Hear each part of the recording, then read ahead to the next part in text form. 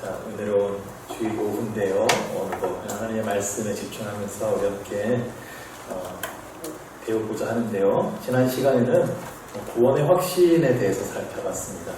우리는 구원받았다라고 하는 확신을 가져야 돼요. 그리고 그 확신은 성경 말씀에 근거한 것입니다. 그리고 또한 그 확신은 우리 삶의 변화로 나타나는 것입니다. 우리의 감정은 신뢰할 수 없어요. 내가 느껴지지 않아도 그 하나님의 말씀에 근거해서 내가 구원받았다는 것을 확신하는 것입니다. 구원받은 후에 평안과 기쁨이 넘쳐날 수는 있지만 그렇지 않을 수도 있어요. 오히려 구원받았는데 근심과 갈등이 일어나기도 합니다. 신앙으로 인해서 핍박이나 갈등이 생길 수도 있고요. 내 안에 죄와의 싸움이 일어나서 내적인 갈등을 겪게 될 수도 있습니다. 우리가 예수를 믿으면 새 생명을 얻는다고 배웠어요. 근데 이게 잘 안 믿어지는 경우가 있습니다. 내가 변화됐다는 게 뚜렷이 뭔가 보이면 좋겠는데 내가 봐도 내가 그대로인 것 같아요. 여전히 죄를 짓고 여전히 유혹에 넘어지고 정말 내가 거듭난 게 맞나? 의심이 들 때가 있죠.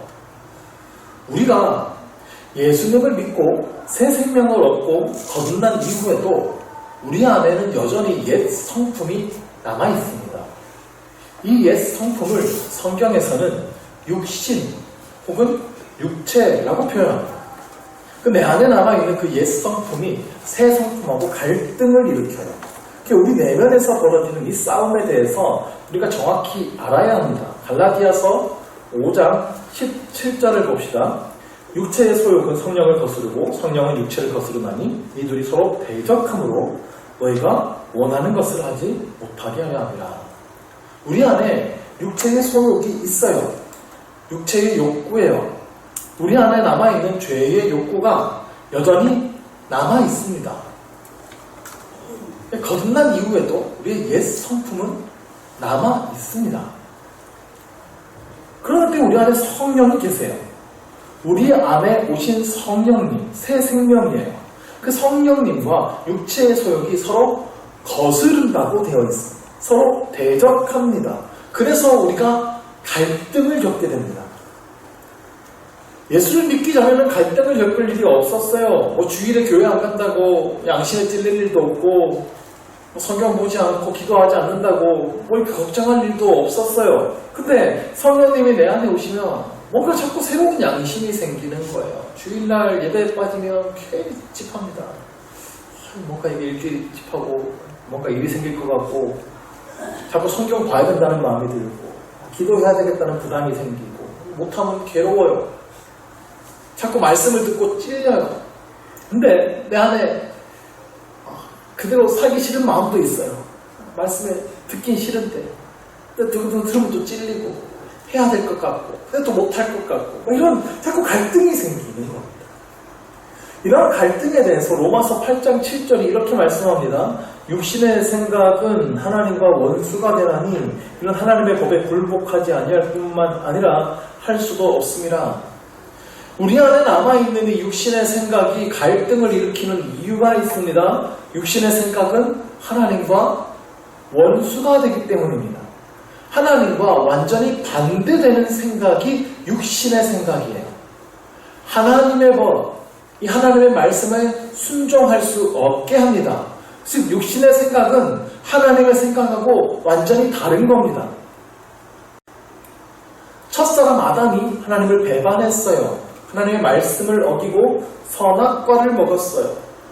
선과 악의 판단을 하나님께 맡기겠다는 결단이 선악과를 먹지 않는 겁니다. 새벽에 나눴습니다. 자세히 설명할 수 없습니다. 유튜브에 올라가 있습니다. 선과 악의 판단을 하나님께 맡기지 않고 내가 하겠다는 결단이 선악과를 먹는 거예요. 나는 내 마음대로 살겠다는 거예요. 하나님 간섭하지 말라는 거죠. 하나님을 떠나서 나는 내 방식으로 살겠습니다 하는 겁니다. 하나님을 떠나서 자기 마음대로 살고 싶은 마음, 그것이 바로 육신의 생각입니다. 그러니 당연히 육신의 생각은 하나님과 원수가 됩니다. 죄악을 낳습니다. 육신의 생각대로 살면 하나님의 심판을 받을 수밖에 없게 되는 거예요. 그렇다면 우리는 먼저 이 육신의 생각, 우리 안에 남아있는 옛 성품의 정체에 대해서 더 자세히 살펴봐야 돼요.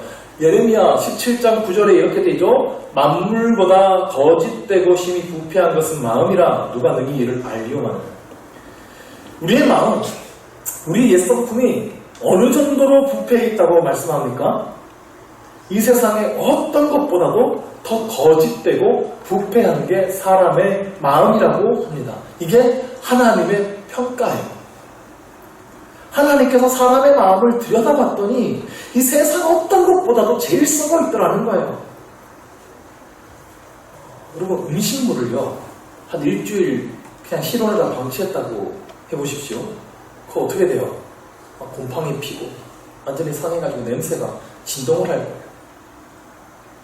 동물의 시체나 썩은 거 막 본 적 있으세요? 막 부더기가 막 이글거리고 썩는 냄새가 진동을 합니다. 막 하수구랑 정화조, 쓰레기장 어떻습니까? 온갖 냄새가 진동하죠. 근데 하나님 보시기에 그런 것들보다 사람의 마음이 더 더럽다는 거예요. 온갖 악한 생각이 가득해요. 그 악한 생각을 치우지도 않습니다. 그대로 방치해둡니다. 그 악한 생각을 자꾸 묵상합니다. 그리고 악한 일을 저지르죠. 몇십 년 동안 그 죄를 방치해서 썩어 문드러져 있는 것이 사람의 마음이더라는 겁니다. 여기 말씀에 심히 부패한 것이라는 표현이 나오는데요.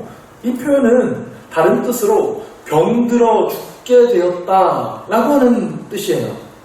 이건 너무 부패해서 이제 회복이 안 되는 지경이라는 겁니다. 죽은 겁니다.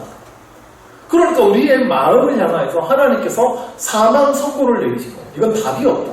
끝났다는 거죠. 이게 우리의 옛 성품의 상태입니다. 사도 바울은 이것을 분명히 알았어요. 그래서 로마서 10장 18절에서 이렇게 말씀합니다. 내 속, 곧 내 육신에 선한 것이 거하지 아니하는 줄을 아노니 원함은 내게 있으나 선을 행하는 것은 없노라. 우리 육신에 선한 것이 하나도 없다는 거예요. 선한 것을 원하는 마음은 있어요. 근데 선을 행하는 것이 없습니다. 하나님께서 우리 인간의 마음속에 다 양심이라는 걸 심어두셨습니다. 하나님의 형상으로 지음받았기 때문에 그게 남아있어요.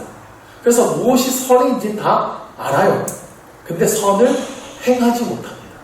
이 육신의 부패함 때문에요. 그래서 바울이 이렇게 권면하죠. 로마서 13장 14절에 오직 주 예수 그리스도로 옷 입고 정욕을 위하여 육신의 일을 도모하지 말라. 정욕을 위하여 육신의 일을 도모하지 말라. 도모한다는 말은 키운다, 일거리를 준다, 공급을 계속한다 는 뜻입니다. 육신의 이 소욕을 계속 내 안에서 키우고 육신의 소욕에게 일거리를 주지 말라는 겁니다. 육신의 소욕에게 계속 우리의 에너지를 공급해서는 안 된다는 겁니다. 오직 주 예수 그리스도로 옷 입고, 예수님은 하나님의 자녀된 우리에게 의의 옷을 입혀주셨어요. 우리의 더러움과 부끄러움을 가려주셨어요. 그래서 우리가 예수님을 믿으면 의롭다고 칭해주십니다. 그게 의의 옷을 입은 겁니다. 우리가요, 무슨 옷을 입느냐에 따라 행동이 달라지잖아요. 지금 정장을 입고 있지만 편한 추리닝을 입으면 행동도 편해지죠. 멀쩡한 남자 청년한테 예비군복 입혀보세요. 갑자기 막 말년병장의 행동을 하고 안 하던 짓 해요. 막 길바닥에 들어놓고 막 껄렁껄렁하게 같이 다니면서 말끔한 정장, 예쁜 드레스를 입으면 행동도 조심하게 되죠. 그 옷에 맞는 행동을 우리가 하게 돼요. 우리가 예수님으로 옷 입었다라는 게 그런 겁니다. 예수님처럼 살게 되는 거예요. 예수님이라면 어떻게 사셨을지, 어떻게 행동하셨을지 계속 생각하는 거죠. 우리가 이렇게 한번 상상해 보십시오. 예수님처럼 분장을 한 거예요. 예수님처럼 머리도 기르고 수염도 이렇게 기르고 예수님 입는 그런 옷 하얀색에 빨간색에 이렇게 두르고 그리고 거리를 다닌다고 생각해 보십시오. 그 모습을 하고 막 바닥에 침 뱉고 막 욕하고 막 담배 피고 막 이럴 수 있습니까? 예수님 분장하고? 그럴 수 없겠죠. 예수님 분장했으면 뭔가 예수님처럼 행동해야 될 것 같잖아요. 최대한 거룩한 척 하면서 다니겠죠. 예수님이 어떻게 행동하셨을지, 예수님이라면 어떻게 말하셨을지 사는 거. 예수님으로 옷 입는 거예요. 근데 사실 내 힘으로는 이렇게 살아가기가 힘듭니다. 엄청 피곤한 삶이에요. 어떻게 맨날 그러고 살아요? 그래서 하나님은 우리의 힘으로 이렇게 살도록 하지 않으셨습니다. 예수님이 우리 안에 거하게 하신 거예요. 우리의 주인이 되셔서 우리를 다스리게 하셨습니다. 우리 안에 계신 성령님이 그 일을 하시는 거예요. 내가 하는 게 아니라 내 안에 계신 예수님이 하시는 거죠. 성령님을 믿는 자에게 새로운 성품을 주시는 겁니다. 베드로후서 1장 4절이 이렇게 말씀합니다. 이로써 그 보배롭고 지극히 큰 약속을 우리에게 주사 이 약속으로 말미암아 너희가 정욕 때문에 세상에서 썩어질 것을 피하여 신성한 성품에 참여하는 자가 되게 하려 했느니라. 보배롭고 지극히 큰 약속을 우리에게 주셨다 되어 있어요. 이 약속은 구약 성경에서 하신 약속이에요. 하나님께서 이스라엘 백성에게 율법을 주셨죠. 하나님의 백성들이 어떻게 하나님의 방법으로 살아가야 하는지 그에 대한 법입니다. 근데 이스라엘 백성들이 도무지 그 하나님의 말씀대로 살지를 못하는 거예요. 그 율법을 지키지 못해요. 못해서 혼내도 안 되고 하나님 말씀에도 안 되고 선지자를 보내도 안 되고 벌을 줘도 안 되고 나라가 망해도 안 돼요. 그래서 약속을 주셨습니다. 예수님께서 직접 오셔서 우리를 깨끗하게 해주시고 우리에게 새 영을 부어주시고 우리 안에 직접 거하시겠다는 약속입니다. 우리를 완전히 새롭게 해주시고 우리를 직접 다스리겠다는 약속이에요. 그래서 우리가 그 말씀을 이제 지키게 하겠다는 겁니다. 신성한 성품에 참여하는 자가 되게 하려 하셨다고 했습니다. 하나님의 성품, 예수님의 행동과 말과 인격이 우리에게 연결되는 겁니다. 우리에게서 그 예수님의 인격이 나오기 시작하는 겁니다. 성령님이 우리 안에 거하시기 때문이죠. 이 은혜는 거듭난 우리 모두에게 이루어집니다. 특별하게 거룩하게 살아가게 목사에게 이런 게 아니라 우리 믿는 모두에게 성령님은 우리 안에 오셔서 이 새로운 성품을 창조하셨습니다. 예수님을 닮아가도록 하신 거예요. 두 번째까지 왔습니다. 요한일서 3장 9절에 보니까 이렇게 기록되네요. 하나님께로부터 난 자마다 죄를 짓지 아니하나니 이는 하나님의 씨가 그의 속에 거하며 그도 범죄하지 못하는 것은 하나님께로부터 났습니다. 사도 요한은 하나님께로부터 난 자마다 죄를 짓지 않는다고 선포했어요. 우리 안에 거하시는 그 새 성품을 말하는 거예요. 새 생명을 얘기해요. 우리 안에 계신 성령님은 죄를 지을 수가 없어요. 하나님께로부터 난 새 생명이기 때문입니다. 그것을 여기서 다른 표현으로 하나님의 씨라고 표현했어요. 하나님의 씨가 우리 안에 있게 된다는 겁니다. 우리가 예수를 처음 믿으면요. 씨는 아주 작죠. 근데 심기면 자랍니다. 열매를 맺습니다. 처음엔 새로운 성품이 작은 씨처럼 우리 안에 생기는 거예요. 그러면 이걸 물을 주고 잘 가꿔야죠. 자라게 해야죠. 점점 크게 자라면 이게 열매를 맺는 거예요. 이 새로운 성품이 하는 일이 있어요. 특징인데. 자, 이겁니다. 내 속으로는 하나님의 법을 즐거워합니다. 네. 하나님의 법을 즐거워하게 됩니다. 하나님의 법이 답답하고 우리를 옥죄이고 어떻게 그렇게 살아 싫어가 아니라 그 하나님의 말씀이 즐거운 거예요. 즐겁게 듣게 되고 즐거이 따르게 됩니다. 하나님의 은혜에 힘입어 우리가 즐겁게 이 하나님의 말씀을 지켜 행하게 된다는 것입니다. 또 한 가지 있어요. 진리를 순종함으로 너희 영혼을 깨끗하게 하여 거짓이 없이 형제를 사랑하기에 이르렀으니 마음으로 뜨겁게 서로 사랑하라. 진리를 순종하게 합니다. 우리 영혼을 깨끗하게 합니다. 그리고 거짓이 없이 형제를 사랑하게 합니다. 이것 중에 제일 힘든 게 뭐예요? 거짓이 없이 형제를 사랑하는 거. 이거 정말 힘들지 않으세요? 우리가 하나님 사랑하는 거 사실 별로 어렵지 않잖아요. 예배 열심히 듣고 기도하면 돼요. 근데 이웃을 사랑하려면 이거 진짜 힘듭니다. 특히 나랑 안 맞는 인간이 있잖아요. 이상하게 정말 보기 싫은 인간이 교회에도 있을 수 있어요. 저 인간만 오늘 안 보면 교회 진짜 은혜로울 것 같은데. 있어요. 근데 인격이 좀 성숙하신 분들은 그럼에도 불구하고 교회에서 사랑하는 척을 합니다. 그잖아요. 미워도 웃으면서 인사하는 거야. 오셨어요. 속으로는 알았으면 좋겠는데 그냥 오셨어요. 반갑습니다. 하루만 안 반가우면서 그렇게 말할 수 있잖아요. 티를 안 내는 거죠. 그 정도만 돼도 훌륭한 겁니다. 근데 이 말씀은요, 우리 안에 주어진 새 성품이 거짓이 없이 형제를 사랑하게 한다는 겁니다. 정말 그 형제를 사랑하게 만들어요. 이건 내가 할 수 없는 일입니다. 원수도 사랑하시는 그 예수님의 사랑만이 가능한 일이에요. 근데 그 예수님의 사랑이 내 안에서 역사하기 시작한다는 겁니다. 이상하게 용서가 돼요. 이상하게 그를 진짜 사랑하게 된다고요. 이건 내 안에 주어진 새 성품이 하는 일입니다. 우리 안에 새 성품이 생겼어요. 근데 우리 안에는 여전히 옛 성품도 있습니다. 그래서 우리 안에는 이 새 성품과 옛 성품에 싸움이 일어나기 시작합니다. 로마서 7장 23절 24절이 이 싸움에 대해서 이렇게 고백하죠. 내 지체 속에서 한 다른 법이 내 마음의 법과 싸워 내 지체 속에 있는 죄의 법으로 나를 사로잡는 것을 보는도다. 오호라 나는 공고한 사람이다. 이 사망의 몸에서 누가 나를 건져내랴. 사도 바울 안에도 이 싸움이 있다는 거예요. 그러니 모든 사람 안에는 이 싸움이 있는 겁니다. 이 싸움은 쉽지 않습니다. 다울도 쉽지 않다고 지금 고백하잖아요. 죄의 법이 나를 사로잡는다고 고백합니다. 그래서 내가 너무 곤고하다고 진짜 피곤하다고 말하죠. 이 육체의 욕심, 성령의 법이 자꾸 싸워요. 근데 바울은 곧 이어서 승리를 선포합니다. 로마서 8장 2절에 같이 한번 읽을까요? 이는 그리스도 예수 안에 있는 생명의 성령의 법이 죄와 사망의 법에서 너를 해방하였습니다. 아멘.